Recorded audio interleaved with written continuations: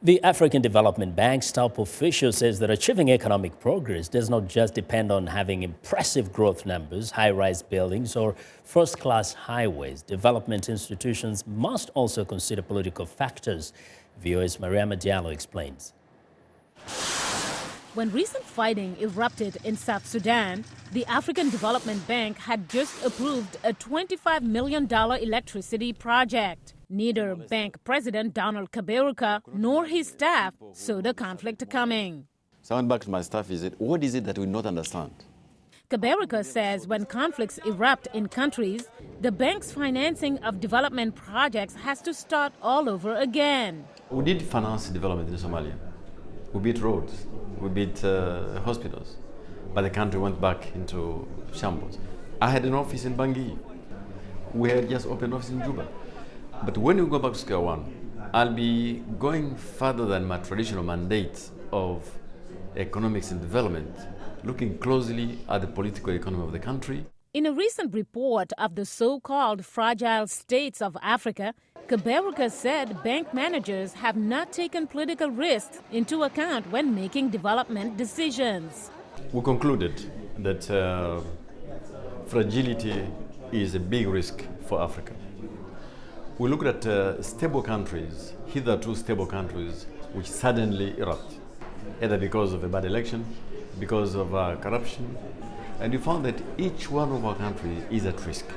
And by extension, Africa's own prosperity at the moment is at risk.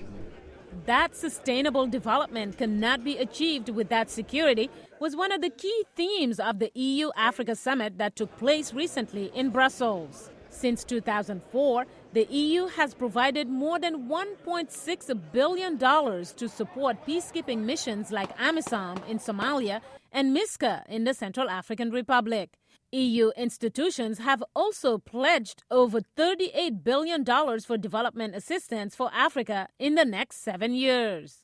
Andres Piebalgs, the EU Commissioner for Development, says 70% of those funds will go to less developed nations based on specific criteria, including a measure of per capita income.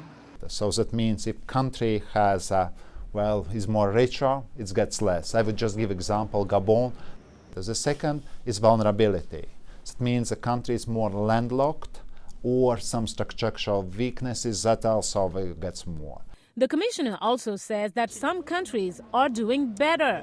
I would take Ethiopia or Rwanda, where basically our support managed to bring countries to new level of development. It's still very poor countries, but you see that they are moving. Are there risks? Yes, they are. But I think in this politics, no one is safe. I would mean, let's take Europe. He points to what is happening now in Ukraine, which he says no one foresaw. In Washington, Mariama Diallo, VOA News. Thank you, Mariama. We want to know now what you think about Africa 54 and the stories we cover. Join the conversation on Facebook. The address is Africa 54, and check out our headlines 24/7 on voaafrica.com.